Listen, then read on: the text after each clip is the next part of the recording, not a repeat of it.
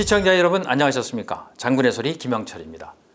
오늘은 지난 시간에 이어 쉬바 박사의 연구 결과를 계속해서 전해드리도록 하겠습니다. 사실 오늘 전해드릴 쉬바 박사의 연구 결과는 아직 검증된 것이 아니란 말씀을 먼저 드립니다. 쉬바 박사 역시 자신의 이러한 이론을 검증하기 위해서는 더 많은 선거에 관한 자료가 필요하고 선거 분야의 전문가들의 협력이 필요하다고 얘기하고 있습니다. 그럼에도 불구하고 쉬바 박사의 연구는 부정선거를 파헤치려는 여러 가지 노력 중의 하나이기 때문에 시청자 여러분과 공유하기로 결정하였습니다. 끝까지 시청해 주시기 바랍니다. 지난번 영상에서 설명드린 바와 같이 쉬바 박사도 두 가지 투표 방법에 대하여 설명하고 있습니다. 상단의 Individual Candidate Voting이 후보 선택 투표입니다. 따라서 대통령으로 바이든을 선택하거나 또는 트럼프를 선택하고 상원의원에는 A 또는 B 후보를 선택하는 방법입니다. 두 번째는 정당 선택 투표입니다. 공화당 또는 민주당을 선택하거나 혹은 소수 정당을 선택할 수 있습니다. 끝으로 쉬바 박사는 자신의 연구에 사용한 분석 방법에 대해서 설명합니다. 카운티 내의 각 선거구에서 이루어진 투표 결과를 정당 선택 투표와 후보 선택 투표로 구분해서 파악했습니다. 그리고 예를 들어서 설명합니다.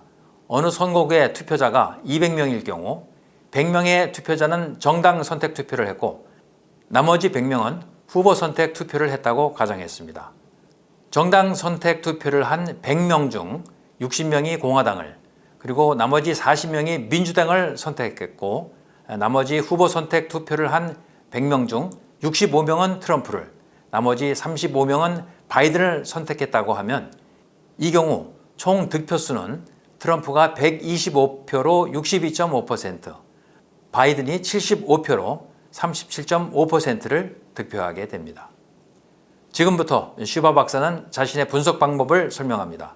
특정 카운티의 투표 결과를 각 선거구별로 비교하기 위하여 어느 한 선거구의 공화당 선택 투표 비율과 후보 선택 투표자 중 트럼프를 선택한 투표자의 비율을 파악했습니다.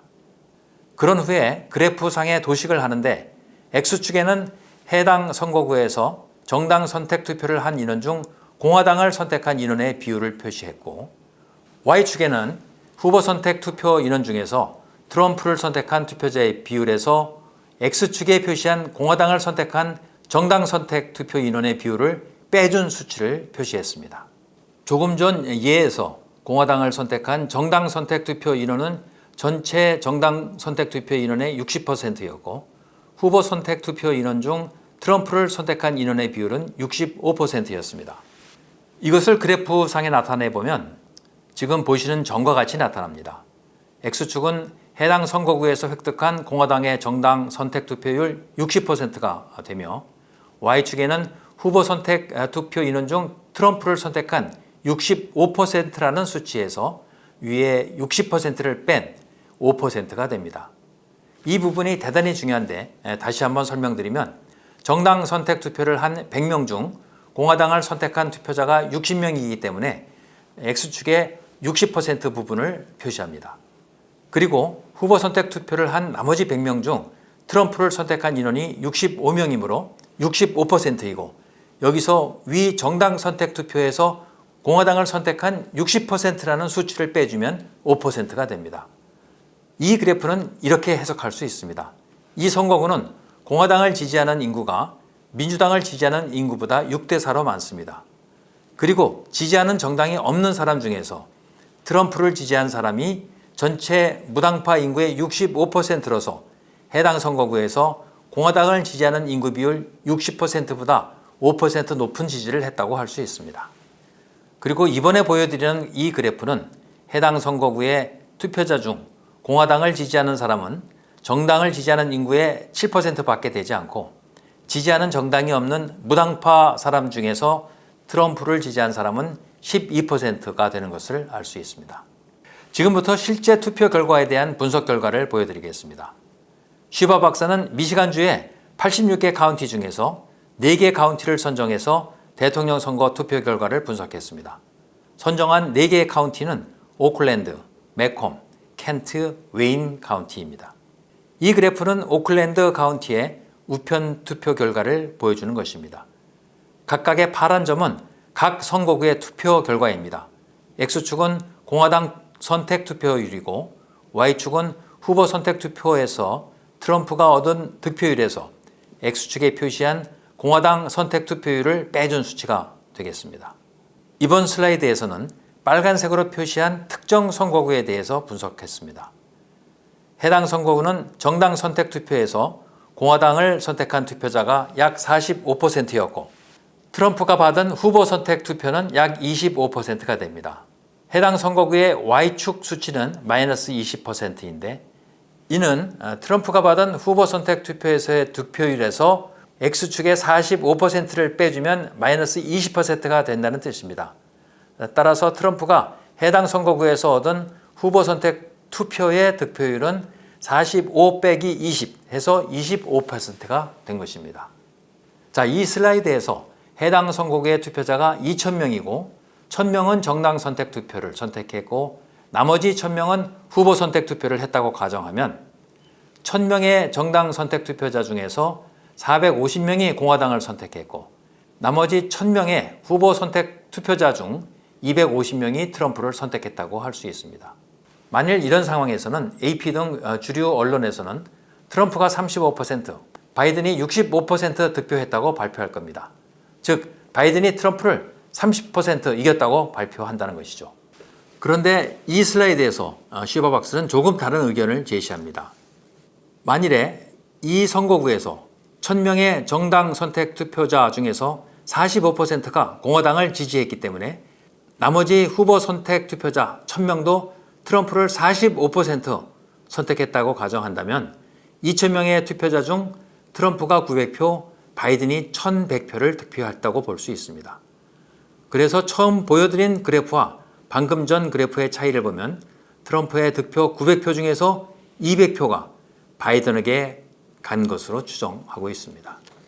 지금 보시는 그래프는 오클랜드 선거구의 선거 당일 투표 결과인데요. 당일 투표에서도 우편 투표와 같은 형태의 결과를 보이고 있습니다.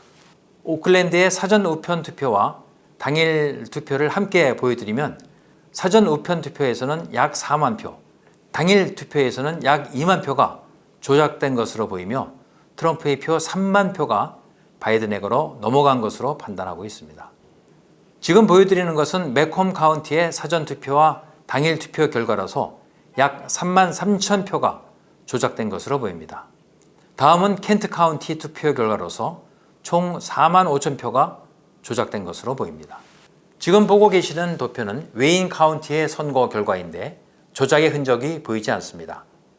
지금까지 본 3개 카운티의 득표 그래프와는 확연히 다른 것을 볼 수 있습니다. 자, 다음은 정상적으로 치러진 투표 결과에 대한 그래프를 보여드립니다. 이 도표는 2008년 엘라바마주의 제퍼슨 카운티의 선거 결과입니다. 다음 도표는 사기나우 카운티의 선거 결과입니다.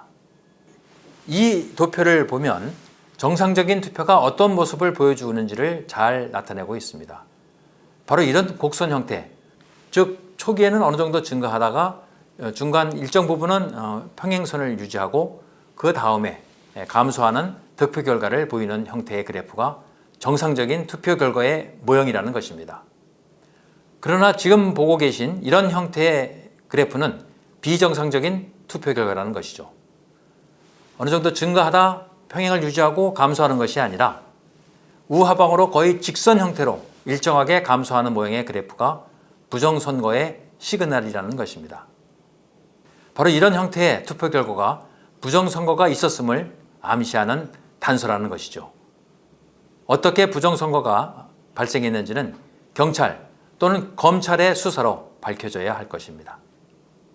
슈바 박사의 연구 결과를 보면서 다음 2가지 형태의 그래프를 제시해 봅니다. 좌측의 2개의 그래프는 2020년 미국 대선에서 발생한 2가지 형태의 투표 결과이고 우측의 2개의 그래프는 2016년과 2020년 대한민국의 국회의원 선거 서울 지역 투표 결과를 비교한 것입니다. 부정선거는 그 흔적을 남깁니다. 미국 선거에서 정상선거와 비정상선거가 이루어진 주의 투표 결과가 확연히 다릅니다. 대한민국 역시 2016년과 2020년 국회의원 선거의 투표 결과가 확연히 다릅니다. 바로 이것이 2020년 4.15 총선에서 부정선거가 있었다는 것을 나타내는 시그널은 아닐까요? 자, 이것은 지금까지의 연구 결과에 대한 요약입니다. 첫째로 미국 대선에서 부정선거가 있었음을 나타내는 분명한 시그널이 존재한다고 합니다. 두 번째로 이러한 연구를 통해서 비정상적인 선거가 이루어진 선거구에 대해서 경고음을 울리고 있습니다. 세 번째로 선거 데이터에 대한 시스템 엔지니어의 추가적인 연구가 요구된다고 합니다. 마지막으로 슈바 박사는 이번 대통령 선거에서 표 훔치기가 분명히 일어났다고 주장하면서 이래도 괜찮냐고 물어보고 있습니다. 슈바 박사는 이러한 부정선거의 시그널 디텍션을 위해서 다음과 같이 제안하고 있습니다. 우선 첫 번째로 완전한 투표 시스템에 관한 국제기구의 필요성을 언급했는데, 이를 위해서 무결 선거 시스템 연구 프로젝트를 즉각 가동할 것이라고 하면서 많은 전문가들의 참여를 바라고 있습니다. 그리고 이런 활동에 관심 있는 분들을 줌 미팅에 초청해서 추가적인 토의를 가진 것 같습니다. 지금까지 2회에 걸쳐서 미국 MIT의 슈바 박사의 부정선거를 탐지하는 시그널 감지법에 대해서 소개해드렸습니다. 지금까지 소개해드린 내용은 학문적으로 정착되거나 검증된 내용은 아닙니다. 아직까지는 슈바 박사의 수학적 능력을 기초로 수립한 가설 단계의 연구 결과라는 것을 말씀드립니다. 앞으로 많은 보완과 발전이 필요하다고 생각하면서 학문적 능력을 갖추고 계신 학자 또는 연구자들께서 함께 힘을 합해준다면 완전한 선거제도를 갖추는 데 도움이 될 것 같습니다. 지금까지 슈바 박사의 연구 결과에 대해서 설명을 드렸고요. 우리나라 중앙선거관리위원회가 해야 될 일이 바로 이런 것들이 아닌가 생각합니다. 개발도상국들을 대상으로 AUF이라는 세계 선거기관 협의회를 만들어서 전자개표기 또는 전자투표기를 무상으로 지원해줘서 부정선거 시비에 휘말릴 것이 아니라 투명하고 완전한 선거제도를 갖추고 부정선거를 찾아내고 예방하려는 노력을 지원해줘야 한다고 생각합니다. 지금까지 시청해주신 시청자 여러분께 감사드리면서 오늘 장군의 소리 여기서 마치겠습니다. 감사합니다.